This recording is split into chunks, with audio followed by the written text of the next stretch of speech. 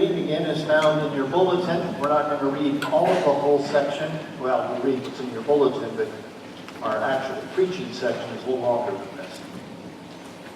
When Jesus had again crossed over by boat to the other side of the lake, he had been where the demoniac of the Gerasenes was at.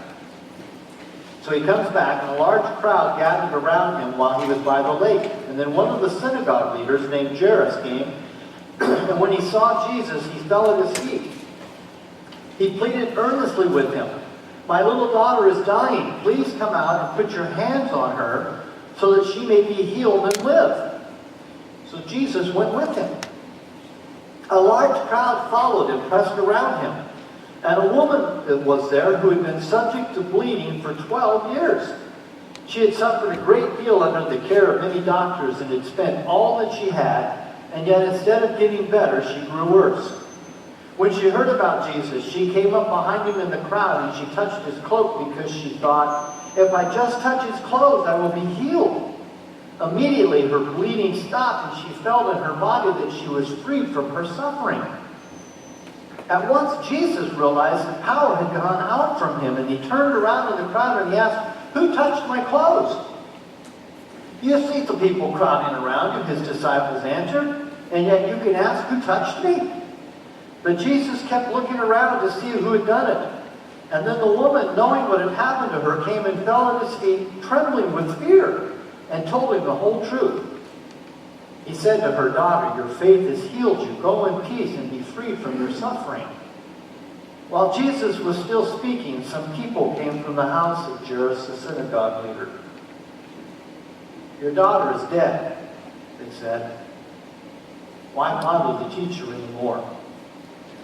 Overhearing what they said, Jesus told him, "Don't be afraid, just believe." I want to start again with a video, and so a video on faith.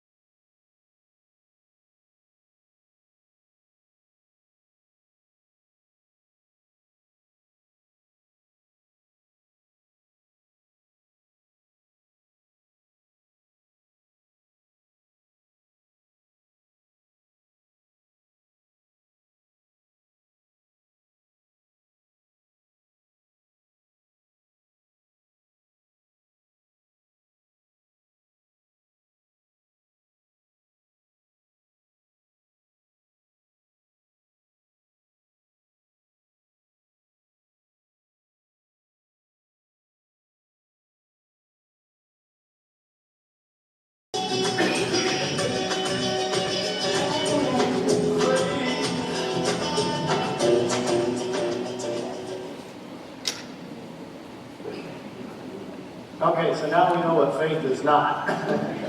So what exactly is faith? Because faith is not just a blind leap. It's based upon facts. It's based upon what Jesus has done for us.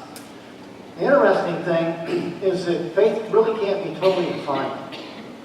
There's an intellectual aspect of it. In fact, in our culture, most of the time when we think of faith as knowing the right thing. In fact, we equate believing with knowing. And if I know the right things, if I know the right doctrines, that's what faith is. Faith, though, also has an emotional aspect to it. It has an active or practical aspect to it. And the frustrating thing is that Jesus nowhere defines faith in the Gospels. He tells a couple of parables about faith, but mainly what he says in those parables is that it doesn't take much faith to have incredible things happen. Faith can be like as small as a mustard seed, and yet with that size of the faith, you can tell this mountain to be removed, and it will be removed. What Jesus does do is he recognizes faith in others. He saw faith in his disciples, and so he calls them to be his disciples. He saw faith in the 4 friends who tore the roof off of the house in order to let their paralyzed friend down into it. And so now this morning what I want to do is I want to look at 2 more stories, 2 more examples of where Jesus recognizes faith in an individual. The interesting thing about these stories is that it's a miracle that is interrupted. Now, as we look at these stories, I don't want you just to hear the story. I want you to put yourself into it again, because I think we can identify with the people in these stories, because they're not just biblical characters, they're us. This first guy, his name's Jairus. He's probably in his mid-30s. He has a 12-year-old daughter, the joy of his life, and she is sick. She is very sick. She is to the point that she is dying. Jairus is a highly educated man. He probably has an advanced degree. His job is he is one of the rulers of the synagogue. And in Jesus' day, what it means to be the ruler of the synagogue, and that would be a combination of being the director of the YMCA, the school superintendent, and the community mayor. That's what the ruler of the synagogue did, those things. He was in charge of recreation in the community, fundraising, and the religious education and education in the community. He is highly respected. He is well loved by people, and yet he is desperate. And everybody knows that he is desperate. Everybody is aware of the situation that his little girl is sick. And so he is desperately waiting for Jesus. And I don't think we realize the tension that he would be under as he's waiting for Jesus, because there would be some professional jealousy here. Jesus is becoming more popular than he is. Jesus comes to the synagogue and people flock to hear Jesus' teaching. Jesus is able to heal people and he's not able to heal people. In fact, his little girl is dying. And yet he's desperate enough and he thinks enough and he has enough faith that he believes that if Jesus would just come and lay his hands on his little girl, that she will be made well. He doesn't just think it, he believes it. He has faith in that. So much so that when he hears that Jesus is returning from the other side of the sea, he runs down to the beach. And I suspect that this guy has been running a path back and forth between his house to the beach, to the synagogue to pray, back to his house, back to the beach, looking for Jesus, wondering where he is, when he's going to come. Finally, he sees the boat coming, and he runs down to the beach, and a crowd begins to gather, because whenever Jesus shows up, these huge crowds show up, and he falls at his feet before Jesus, and he pleads with him, and he says, "Come lay your hands on my little girl, because I know that if you do, she will be made well." Now, how many of you can identify with Jairus? I know there are people in this room right now who can identify with Jairus. That urgency, that sense of desperation, because you've had a family member who's been that sick. How many of you as parents, that's your number one prayer, that you pray for your children so that they don't get that type of bad sick, or your grandchildren? This is Jairus. We can identify with that sense of urgency, but do you realize his faith? First, he comes to Jesus, boldly comes, falls at his feet and says, I know that if you would just touch my little girl, she will be made well. He believes and he comes and he acts. And so Jesus goes with him. Now, I suspect that the atmosphere that is happening here is, have you ever seen fighters when they come into the ring, or MMA fighters when they come into the ring to get ready to start their fight, and how there's that entourage that's around them, and they have their entrance music, and and everybody's all pumped up and all excited. That's what I suspect it's like, is that Jesus says, okay, we're going. And so they start walking towards Jairus' house, and it's like there's a fight that's about ready to happen. Jesus is about to take on the forces of death and evil again. And people are getting all psyched up and they're getting all pumped up, and it's intense. I mean, there is a buzz in the air as about what is going to happen. It's like, yes! They're just really getting pumped up, and as they start walking along, suddenly there's an interruption in the miracle. I mean, everybody's thinking, we're on our way to Jairus, we're going to see Jesus touch this girl, she's going to get healthy again, just like when the guy lays down from the roof and the paralytic, and they're just pumped up, and all of a sudden, it stops. Because Jesus has this crowd around him, and he is walking, and there is another person, this woman, who has been bleeding for 12 years. The same age that Jairus' daughter, we find out that she's 12 years old, that this woman has been bleeding. You can't be bleeding for 12 years and not be on the point of death. She would be so anemic and so weak from her condition. And we find out from her that she has gone to doctors, and more doctors, and she has spent all of her money, and instead of getting better, she's only gotten poorer and she's gotten worse. Can you identify with that woman? Nothing I do works. I go to this specialist, I go to this doctor, he sends me to this specialist. It's like going to Oklahoma or Houston or St. Louis looking for the right cancer doctor, hoping that you're going to find somebody who can give you the treatment that's going to make you well. And all she's doing is she's drained her account, she's ran out of insurance, she can't get insurance anymore, and she is broke. She realized that also because of that condition of bleeding, that would make her religiously or ceremonially unclean in that culture. If she's married, she's not married anymore. Her husband would have left her. She can't go to the synagogue because she's religiously unclean. Anybody who touches her, their day is ruined. They are now religiously unclean or ceremonially unclean. She is isolated. She has no friends. She has no family. I don't know how she cares and provides for herself or feeds for herself. She must have a few friends who are willing to risk the social outcast to go and to help her in some manner. But she hears that Jesus is coming. Her house is probably on the way from the beach to Jairus' house. She had heard somehow, somewhere, that Jesus had touched people and that he had healed them. And so in her sense of urgency and desperation, this is her last chance. She realizes that this is it. If I don't get help now, I'm going to die. And so she probably puts on the last garment that she has that is somewhat clean, and she leaves her house, and she tells herself, if I can just touch even the hem of his garment. There's a song. Have you heard that song, right? If I just touch the hem of his garment. If I can just touch the hem of his garment, one of the tassels, I will be made well. But do you realize that when she comes out of her house, anybody who sees her immediately is disgusted. Oh, there's that woman. And if she touches me, she's going to ruin my day because it's going to make me ceremonially unclean. And what does she do? She just comes wading right into the crowd. And she falls on the ground and she starts crawling. And everybody that she touches, she ruins the day. She makes her ceremonially unclean. People are cussing at her. They're yelling at her. What are you doing? You ruined my day. You're messing things up. Why are you here? And she just, can you sense her urgency and that desperation? And she's crawling and she sees Jesus coming. And she reaches, and with her last ounce of strength, she touches the hem of his robe, and she feels it.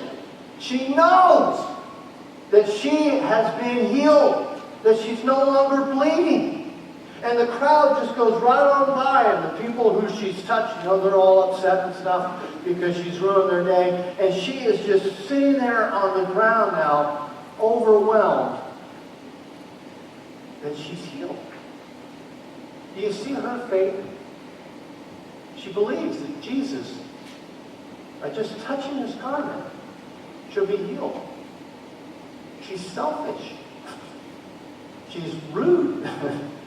She's determined. She's persistent. But now notice what Jesus does.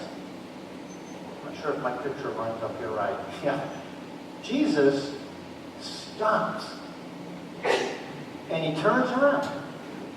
And he says, somebody touched me. Now his disciples, they're saying, well, duh. We're packed in here like sardines. Everybody is touching you. What do you mean somebody touched you? And Jesus says, no, somebody touched me because I felt power come out from me. Now this is the only miracle that Jesus performs unaware. It's the only miracle that he performs where he doesn't initiate it. So what's happening here? Was Jesus pumping himself up, psyching himself up for the big game? And then this woman touches him, and it's like,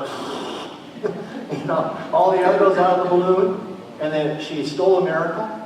She stole power from him. Maybe Jesus is upset because now he's unclean.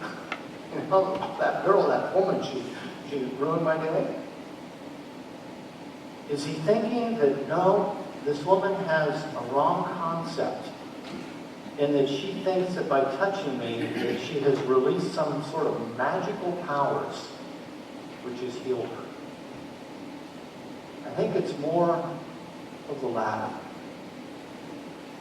Jesus wants to know who it was who had faith, that they think that they can just touch him and be made well. And so he says, who touched me? His disciples say, you're nuts. Everybody's touching you. He says, no, somebody touched me. I felt power go out from me. And the woman knows that she's been discovered. Now, she's probably frightened. But nonetheless, because she knows that she is now cured, she comes to him and she tells him everything. Now imagine this is a Jewish woman who's going to tell you about being sick for 12 years and all the doctors she's seen and all the money she's spent. This is not a short story. This is a long story. And so while she is telling this incredible story of everything that has happened to her, these guys show up. They come from Jairus' house. He sees them. He knows what they're going to say. He doesn't want to hear what they have to say. And they come up to him and they say, why trouble the teacher any longer? Your little girl is dead. Can you feel the anger, the frustration, the hurt? You want to throw something? he's furious. All of the obstacles that he has to his faith. If only you had touched my little girl, I know that she would be made well. And he's thinking, where were you? You were on the other side of the sea. It took you forever to get here. And then when you get here, there's this crowd. Why aren't we going faster? Why didn't we run? Why are we waiting? And then there's this interruption and this woman, and she has to sit here and tell us about being sick for 12 years and all the doctors she's seen and all the money she spent. You ever been stuck behind a train when you're in a hurry to get somewhere? You know, you're trying to get somewhere, you're running late, and you see the stupid ding, ding, ding, ding, ding, ding, and the crossing arms come by, and then the train comes, and I don't know if this happens in Kansas, but it happens in Nebraska a lot. The trains are a mile long, and the crossings are a mile apart, and the train is one car too long for a mile. And so the thing comes all the way across, and it starts slowing down. And then you can see the last car, and the train stops. And then it starts to back up. Does that happen in Kansas? And you're just sitting there thinking, what in the world is going on? And you look down at the crossing and you can see that the train's at the other crossing. And you're just, why is this happening to me? I've got to get, that's Jairus. We got to get home. We got to touch my daughter. We got to see her. And we're sitting here with this crowd listening to this woman tell me about going to doctors. It's crazy. And then my friends come and they tell me, why trouble the teacher any longer? You're too late. Now, I suspect that this little girl has actually been dead for some time. And these friends just didn't know how to tell him. And the reason I suspect that is because we know that the funeral has already started. They're not calling Jairus to tell him that your little girl is dead. They're actually saying to him, look, the funeral has started. The mourners are there. They're weeping and they're crying. You need to get home. And so you have all of these obstacles, the delays, the Jesus being delayed, the woman. And then he starts to go home, and when he goes home, he sees that there's all the people who are weeping and crying, and they're playing their flutes. And he goes into the house and he sees his wife, and his wife is just destroyed because her little girl has died. And he walks into the room and he sees his girl who's been bathed and is clothed for her funeral, for her being interred in a grave. But notice what Jesus says to him. He says, don't be afraid, only believe. Now, how many of you think that the opposite of faith is doubt? What's this verse tell us? The opposite of faith is fear. The opposite of faith is fear. And so what I think happens here is that Jesus says, okay, let's get to it. So he dismisses the crowd that's following him. He tells the woman, you know, your faith has made you well. It wasn't magic. It wasn't superstition. And how many of us, we think that if I can go to the right shrine, if I can go to Lourdes, I can be cured. Or if I say the right prayer, I can be cured. If I give the right money, if I watch the right television preacher and buy the right book, buy my book, you know, Power of Jesus, and I'll pray for you over the camera. You know. Healing doesn't come from shrines and locations, money, and believing the right things. It comes from faith in the one who is the great physician. Believe. So now Jesus dismisses her, and they're walking, jogging to Jairus' house. Jesus says to Jairus, don't be afraid, only believe. I mean, how absurd is that? Everything this guy sees is the trappings of death. Everything he sees around him is wrong. And yet Jesus says, don't be afraid, just believe. They go into the house and they see all the trappings of death. And then Jesus says to the mourners, he says, she's not dead, she's sleeping. And they laugh at him because they know she's dead. She's been dead for several hours, maybe half a day. They know.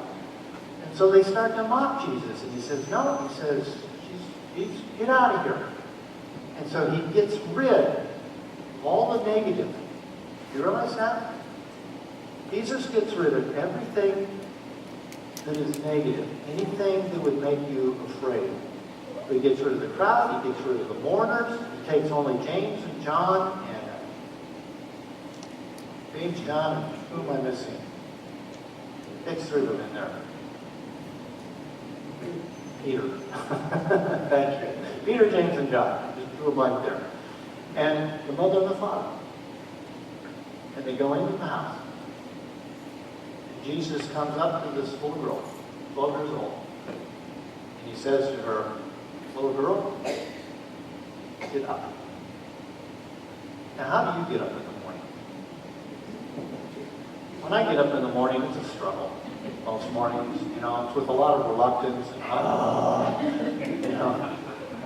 and, In Mark's gospel, we're told that she sprang up immediately. Ta-da! She just pops up out of bed. Can you imagine what Jairus does? He's just stunned. Can you imagine what his wife's doing? Her tears of grief, all of a sudden they turn into tears of joy. And then Jesus says something amazing. As he says to the mother, he says, give her something to eat. She's hungry.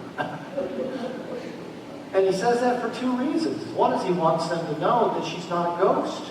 Ghosts don't eat. She's alive. Feed her.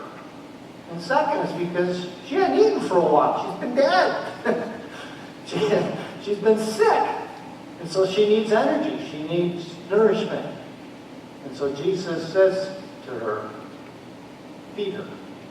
And then not to tell anybody. Can you imagine that? How would you not tell everybody what you'd seen? How would everybody not know what had happened here? Well, what can we learn about faith? Well, what we can learn about the woman who is bleeding is that faith is not magic. Okay? Faith is not magic. It's not some magic formula. Faith takes risk. It takes risk. Faith can be selfish, and that she was willing to mess up other people's days. Faith needs to be determined and persistent. Because she was determined, persistent. And that's what Jesus recognized in this woman. What can we learn from Jairus? If you learn anything from this message today, it's that the opposite of faith is not doubt. The opposite of faith is fear. And it's easy for us to look at all the obstacles and to become afraid. We need to remove the negatives.